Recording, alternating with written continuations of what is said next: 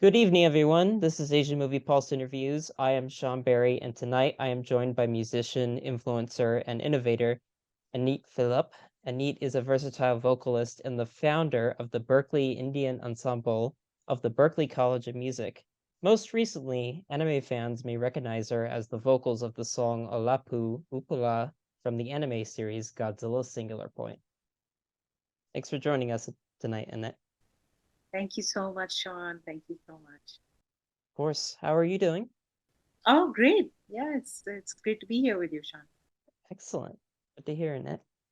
So I guess to start things off, Annette, my first question to you is, what inspired you to pursue a career in music? Well, at a very young age, I understood that music was just giving me so much joy, and it gave me so much satisfaction and fulfillment, even as a very young child of 4 or 5 years old. And it was very clear that I just need to make sure that this is a part of my life, part of my everyday, or I would say even more than part of my life, this is the life. So in some ways, I felt like music, chose me. I think people say that often, and I definitely had that experience. And with anything that was music related, specifically collaborative, I just was always really enriched by it and nourished by it. And so it was clear. Yeah, there's no two ways about it. Excellent. What about music speaks to you compared to other art forms, like say filmmaking or photography, or what about? Well, I actually love other art forms, including, culinary arts and graphic related stuff, dance. Uh, for me, it's just that music was the primary mode of expression. I don't think that I can compare and say one is better than the other. I just think that that's what I gravitated toward more. And I also spent many more years, immersing myself in. And if anything, the the one difference I might add is that whether you consider yourself musical or not, has the everyone has the potential to be musical. And a lot of people will say, "Oh, I have no rhythm," but you breathe in rhythm. Your heart rate is rhythm. When you walk, you have a natural rhythm. So even I often will tell people to notice the natural rhythm that they have within themselves. And I found that even at concerts, you may not always be able to stand up and dance or join someone and paint, but using your body, which is such a beautiful instrument, you can clap, you can vocalize, you can stomp your feet, you can join music making no matter where you are, who you are, what your background was. So for me, that's very powerful. But I can never say that it is better or more elevated than any other art form. But I do think it does allow you to immerse sometimes more easily. Excellent. And of course, I mentioned earlier, Annette, that you are a versatile vocalist. I guess my question is, what are some of the challenges of being a vocalist? Because that's not always an easy profession, obviously.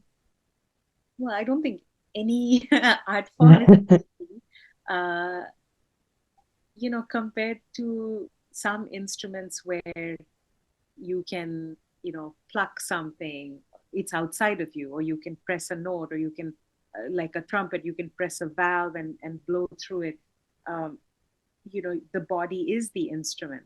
And so even if you're having a bad tummy, you could probably get through playing guitar. Maybe, right? Like I don't ever want to like take even that for granted. But if you're actually having, a tummy ache, or you're feeling like you can't breathe fully enough, it really impacts your singing in the same way that anyone, I mean, it's not even for singers, but often when you're feeling emotional, one of the first places that it shows up is your voice. You kind of feel like your your voice is impacted in some way, like you feel like a lump in your throat, or like your mouth gets dry when nervousness happens. And so I think a lot of people don't often realize that you're walking, talking, breathing, living with your instrument day in, day out, and everything can affect your voice. And I think one of the challenges is for women, for vocalists, to realize how much they need to take care of themselves and their body and their mental health and spiritual, psychological, all of that, because it does seep into your instrument and it does seep into your performance. But other than that, I would say it takes, just as much work to be a vocalist as it does to be a chef, as it does to be a drummer, or a painter or a skateboard artist, whatever. They all require practice. They all require dedication. Wow, that's a beautiful way of putting it. And that's actually a really great way of describing it, that the body is an instrument in and of itself. Like that's a really fascinating way to look at it, honestly. Excellent. Um, I guess a follow-up question is, what is it like working in the music industry regularly?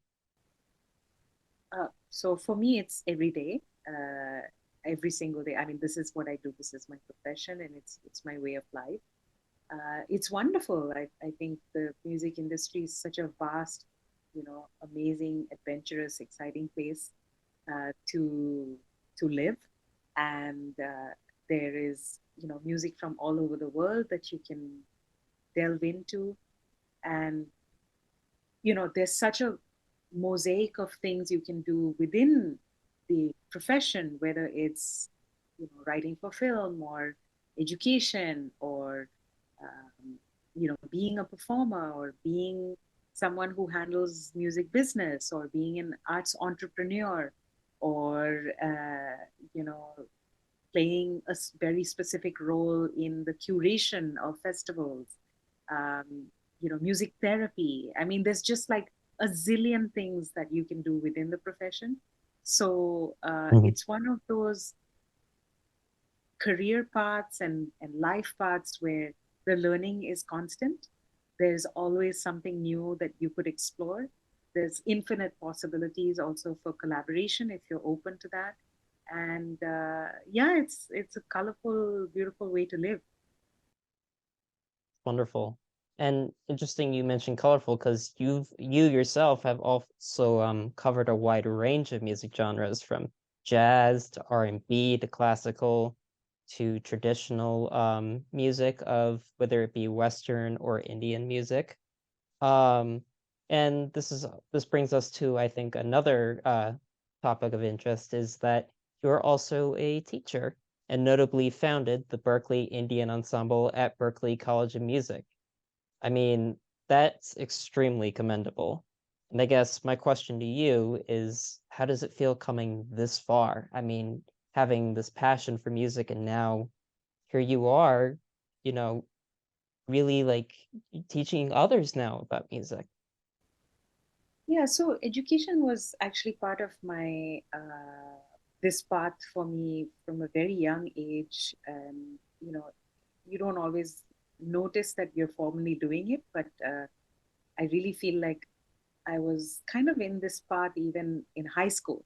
And I think I have a natural uh, skill of creating community and bringing people together, and also having a vision, and noticing that vision was accepted and shared and loved by other people, and so together we can go do great things. So it's lovely being at Berklee. It's such a diverse place, and uh, there are already musicians at Berklee from about 105 countries, I think, right now. And 2011 was when I founded the Indian Ensemble, and it was a great opportunity to bring my culture into the educational curriculum, but also bring my belief system when it comes to community projects and collaborative projects, which is that you know you can do really high quality things and it can be done in a non-competitive, non-hostile, very collaborative, very nurturing, nourishing environment. And we just celebrated our 10-year anniversary last year, and then this year we released our debut album, which is called Shuruat, which is Hindi for beginning. And the album features 98 musicians from 39 countries, 10 songs, and we submitted it for the Grammys, and we're nominated for a Grammy. So that's been a really beautiful, exciting, delightful experience for us, especially because it was our first submission to the Grammys, and we're so grateful and honored. And there's just lots more music to be made, and we're very grateful that the audience for this music over the last decade has been very global, Mhm. and we have close to 300 million organic views. None of this was initially released commercially, so we're just very grateful. And yeah, it's learning every day from each other, so it's lots of fun. Terrific. And congratulations on that nomination. That's a really big deal. Um, Another great thing I noticed is that you tend to bring a lot of traditional cultural elements into your music teaching, such as Indian culture. I guess my question is, um, do you think there needs to be more cultural lessons and study when learning music from around the world? Because obviously, music around the world is different. So maybe, Sean, I didn't understand the question. What do you mean by could you elaborate the question a little bit more? Yeah, I Yeah, go ahead. like like further researching and understanding different cultures perhaps can help with learning different Yeah. styles of music from around the world. That's what I was Yeah, asking. yeah, absolutely. And I'll actually give an example outside of the Berklee bubble. I'll give an example of my vocal quartet. I'm in a group called Women of the World, and that is also about 12 years old now. It was formed by a Japanese vocalist, and the lineup is four women musicians. We sing in about 37 languages, and it's traditional music and also popular music from many, many different cultures. And the primary way that we, start to learn a piece is that we find someone who's a native speaker of that language and who's a native of that culture, and we usually invite them over, come hang out with us, tell us about your country, tell us about what this song means, like every single word, single line. What's the food like? What's the weather like? What's the geography like in your culture? Because the reason that this is important to understand is that um, art and culture came through society, and society is so impacted by the weather, by the geography, by the if you were a coastal country or a city versus some, if you were living in the mountains, or if you lived in the rainforest area, or if you lived in a desert, even your body is different. Like, how Eskimos, their facial features are very different from someone who lives in a very hot country, because the body naturally evolves and adapts. And because of that, the language changes, the kind of sounds that the same human body creates are very different. And so, to give one example, Balkan music, right, from Bulgaria and, that Eastern European region, uh, one of the uh, reasons that the Balkan vocal sound is so distinctive was because many of the folk songs evolved from people having to communicate with one another across the mountains as they were working on, agriculture or whatever.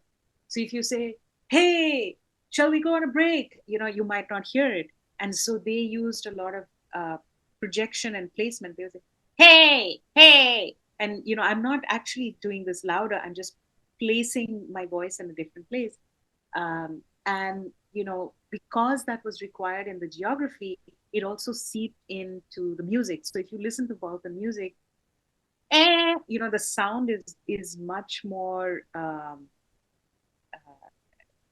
it kind of cuts across much more than, let's say, you know a music from a different culture.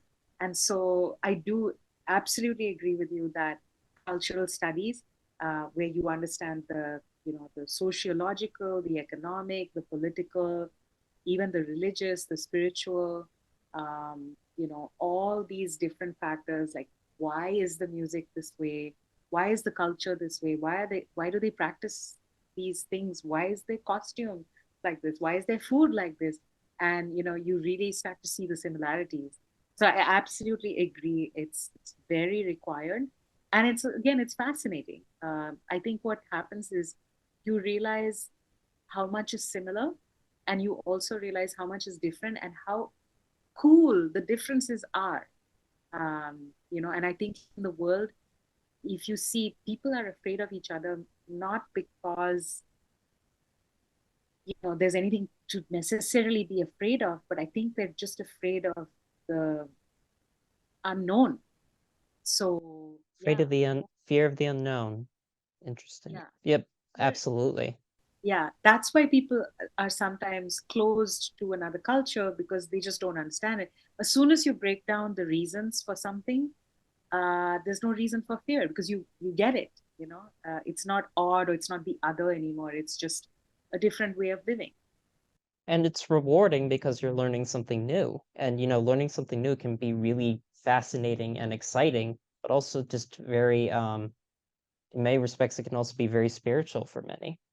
Yeah, yeah, yeah. I mean, as the I think our goal as people is like keep opening your horizon, keep Hmm. opening your mind, and music is a great way to expose people to all sorts of new ideas that they may never meet otherwise.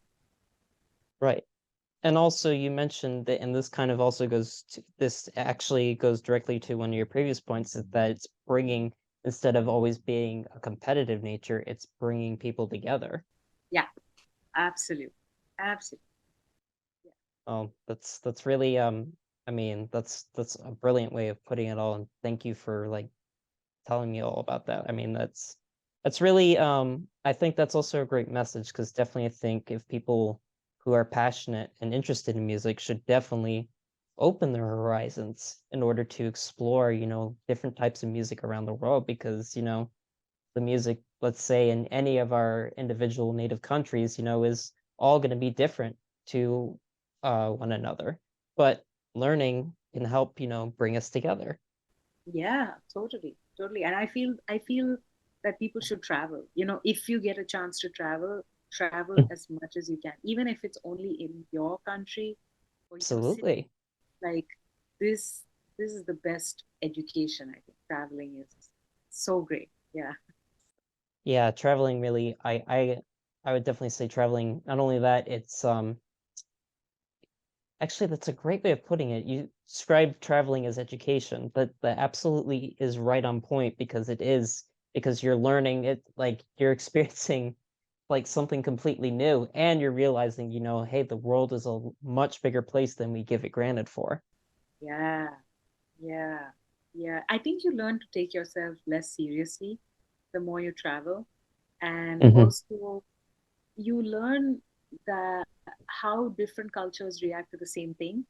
And I feel like I'm wiser because I saw, like I've traveled to Japan several times. I've been in Japan maybe 5 or 6 times, and Japanese culture is so interesting and so unique.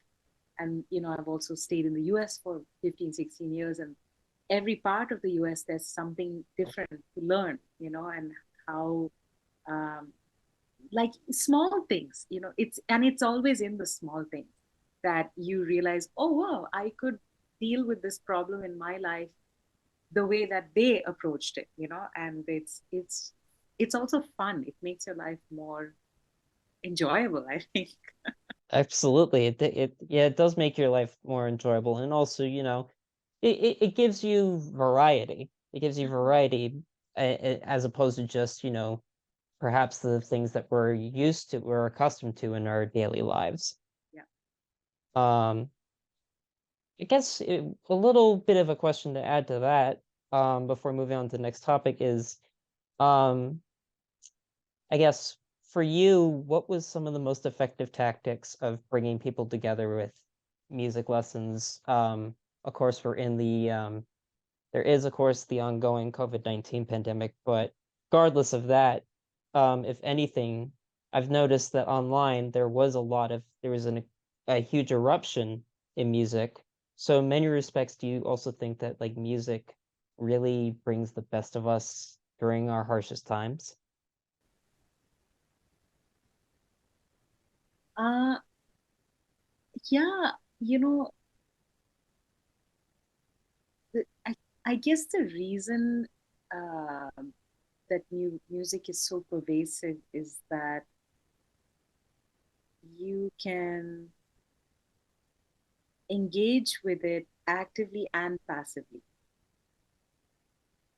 You know, there are some things that you have to watch, or like if you're reading, like you have to, you know, concentrate and like actually be there, present.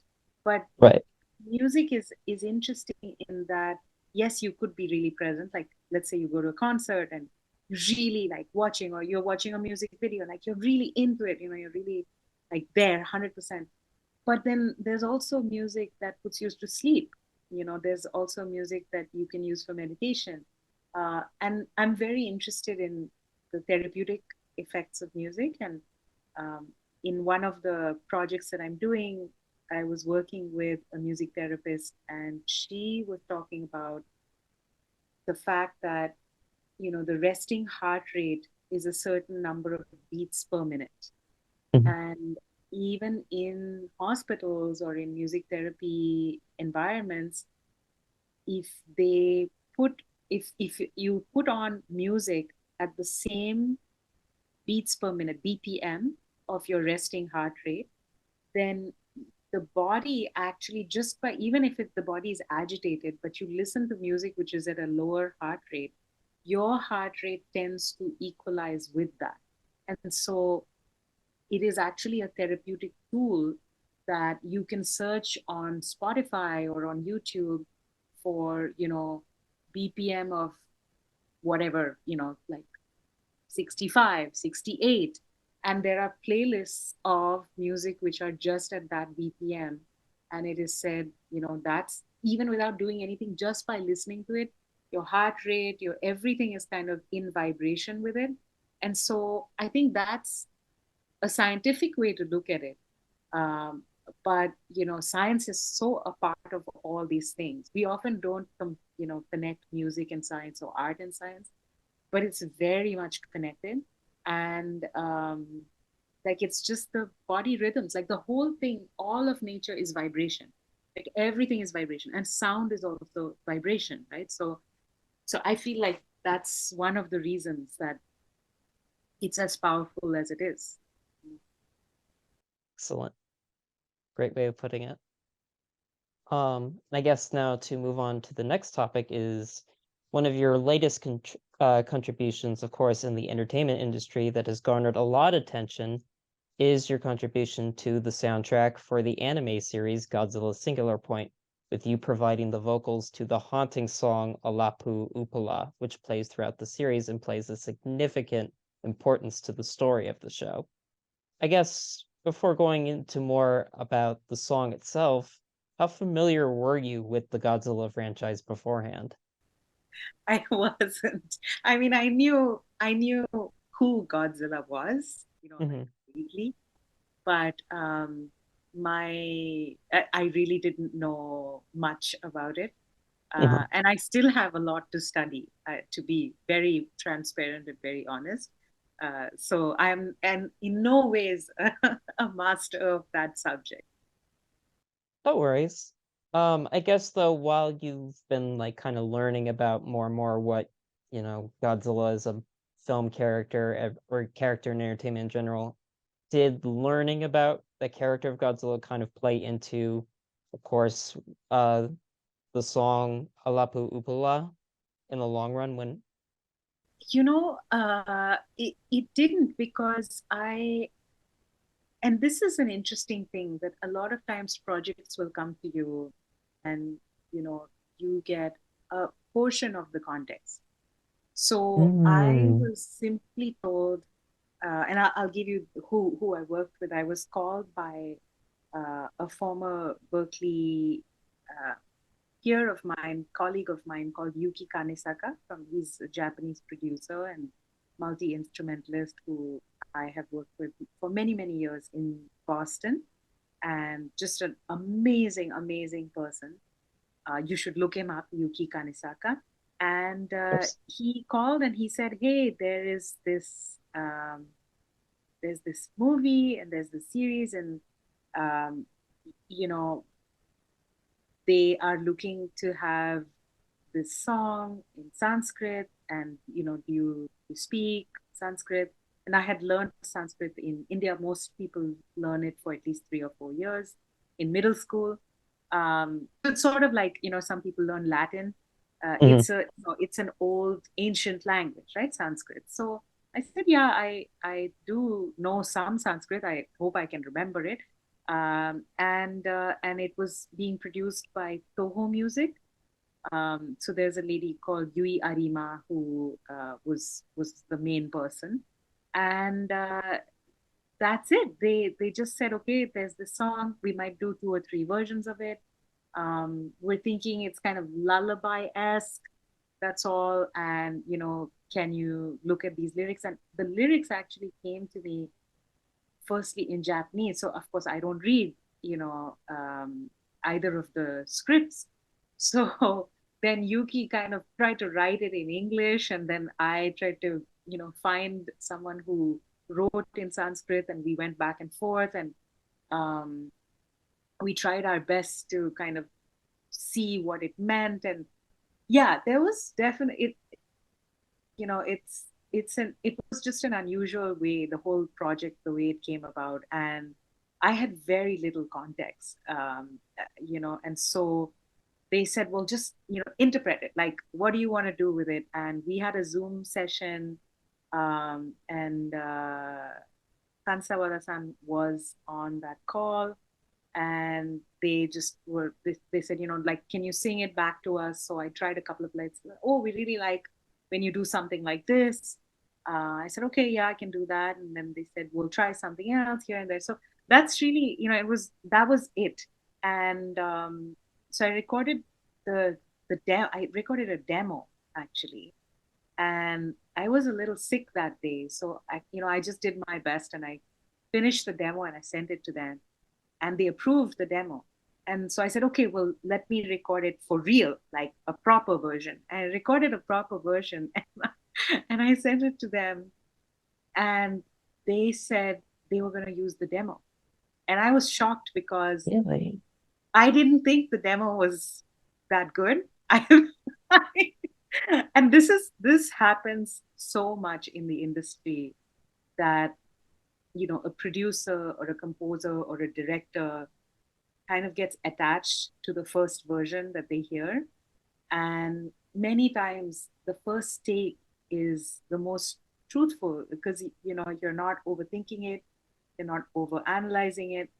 So I'm really honored that people have been so kind and so loving towards the many versions that we have of the song, including the choral version, and the gentle lullaby esque version. And I'm still in shock that they they used the demo version. Um, That's I mean, that's a exceptional demo, I have to say. it's so funny because I think everyone is their biggest critic, their own biggest critic, and I whenever I hear it, I'm like, oh my god, so many things. But what Yuki Kanisaka and what the other collaborators said was that we don't want it to sound perfect. Where it comes in the story and how this is going to be used ultimately as a theme, we don't want it to sound like a big performance. We actually want it to have these different, like raw, very human, very, yeah, not at all like a big flashy performance. We actually just, we want it to be really simple. And so, that I guess without knowing it, it just kind of ended up that way. It's so interesting what you think is like, as an artist, sometimes what you think is your best performance is not always serving the story and the vision of the director and whoever is producing it. So when they said we use the demo, I said, okay, namaste. I will, it's yours. It's your baby. So I respect whatever decision you take. And again, really so grateful to get the opportunity. I am absolutely in love with Japan. I've been there so many times, and so to get this opportunity, I have to really thank Yuki, and I really hope there's another opportunity to work with this team. And again, very grateful to everyone in the world that has embraced the versions of the song. It means so much, and it also is a big lesson to, yeah, to kind of release things. Sometimes you feel, you want to control, but you Hmm. also, sometimes the best things are when you let go of control. Absolutely. Um, and yeah, like what's great about that song is there are different versions, and each version, I think, throughout the show definitely expresses a certain feeling. Like the regular lullaby version is very beautiful and calming, but it's also very haunting, and there's something mysterious about it. Um, but also then you have, as the show goes on, when it used more and more as, Godzilla's causing more and more destruction throughout the show, it almost feels almost like an omen in many respects. And then the choir version, which is incredible, by the way, the choir version is very like pretty much like this is it. This is, this is the final confrontation. And then there's one more version that, without spoiling, at the end of the series, that's very like almost like calming and like almost like you mentioned, it's like almost like at ease. Like it's just almost like everything's okay. Um, and I guess my question to you is, with the song being very beautiful and haunting, when you analyze the lyrics, it tells a story. Um, I guess my question to you is, initially when you were working on the song, did you like interpret that the song was kind of going to be used as a metaphor of like what would end up coming later in the series? I was not given much context.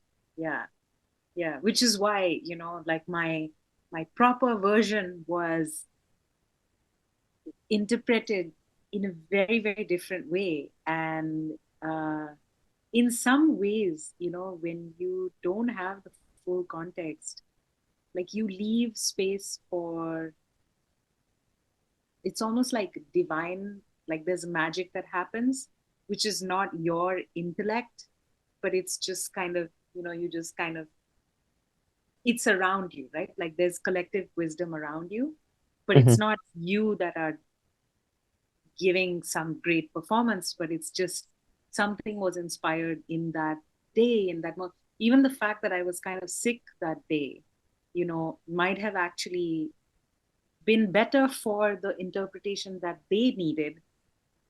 Uh, and it was again just an unknown thing, and you just trust that they have the vision, and yeah, you just try to deliver. But sometimes you're delivering in complete no context land.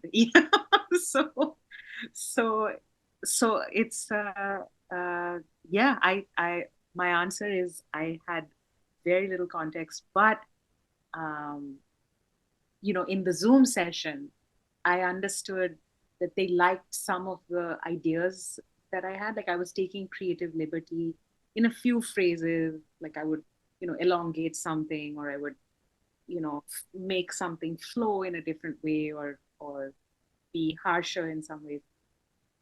those places, again, without context, they were like, ah, that we like Hmm. that more of that. So that's all I had, in terms of direction, and just again, like, surrender to the process, and trust whoever is has the vision. Fantastic. And I mean, what was your reaction to seeing you're singing your music being put to some of the imagery in the show? Because some of the imagery is downright apocalyptic, yet there's this really like beautiful and almost like you said lullaby-esque song. I mean, what was it like seeing that music put to some admittedly at times terrifying imagery in the series? What was that like seeing like now with the images in front of you? What was that like? You kind of marvel at um, the ability of the writers and the directors, the composers, uh, to take a single theme and extrapolate so many things from it. Um, it definitely, it surprised me. It was like, oh, okay, who knew? Um, and yeah, it was a great lesson. I felt, even to me as a musician, I would say it was a great musical lesson. Um, that sometimes, the very, very simple things can be really effective, and I think we all know that as a concept, but oftentimes, our artistic ego also comes into play, and um, sometimes, you just want to do a little more, you just want to show a little more, and I love how clear they were about the essence what they wanted. You know, Mhm. I would never, in my wildest dreams, imagine them to use the demo. Never. So amazing lesson for me as an educator, as a musician, as a composer myself, to really stay with the vision and stay with the simple. And yeah, I could never have imagined that it would be used in so many different ways. Mhm.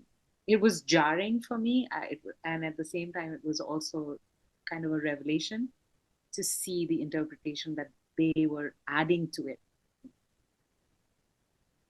That's awesome. I mean, that's a great story, and again, like I said, I mean, I would have never have thought that that was the demo that they used.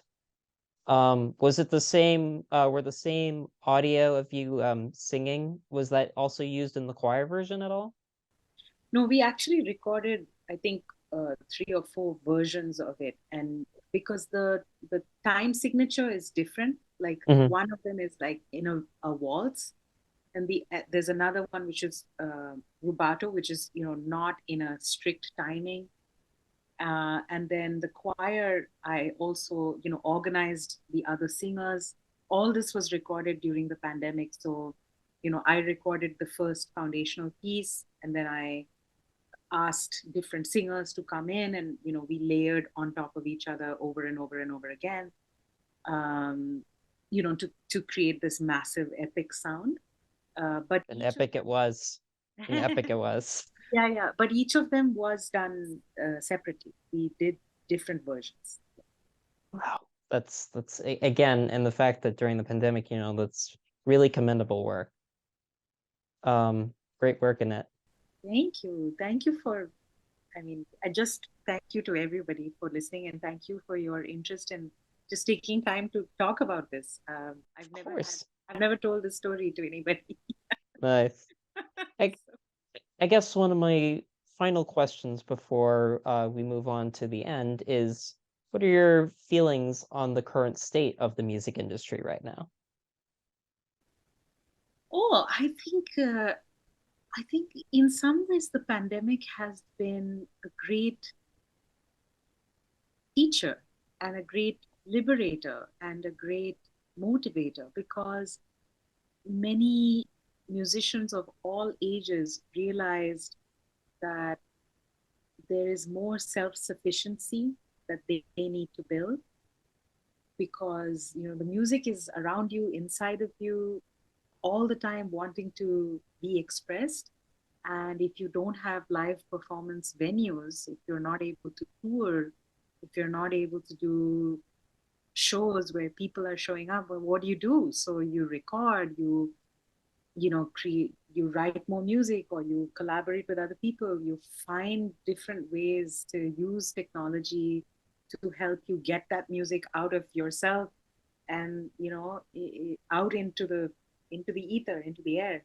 So I do think in many ways it taught and almost like forced people to become self-reliant, and really yeah, grab onto technology in a way that probably they wouldn't have for another 5 or 10 years. People would have resisted it.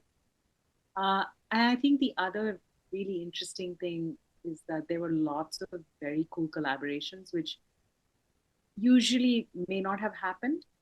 There were there were many cross-cultural collaborations that were going on, and I'm so grateful for that. And the third very interesting thing was it really made all of us as live performers realize the gift of having a live audience. I remember so much, like my skin, my like everything in my body remembers the feeling of the first live show that was possible. The whole audience still had masks, but just to get the live feedback of applause, or seeing someone nodding their head, or seeing someone tap their foot, or see someone dance. It had been almost 2 years of doing these shows online, but only seeing a chat box. So it really made us, how they always say, you only know the worth of something once you've lost it. um, yeah. Now, live performance, every live performance, it's just such an extra gift. Every time I go out and I perform live, I'm just so grateful that thank you for taking the time to come all the way here to see us and to like share this space with us. So I think it did good, even though it was very hard. A lot of people lost their jobs. Most of my friends, we all lost so many gigs that may never come back. Like entire touring seasons were canceled. Um, but it also did some good. Great. And I'm happy for the good that's done you. And I, wish for great things in your future work. Thank you, Sean. It's so great Of to be course. here. Well, Annette, it's been a pleasure having you on the show, and thanks again for taking the time to appear on Asian Movie Pulse interviews. I guess to end this, my question to you is, are there any projects you would like to promote? Oh, wow.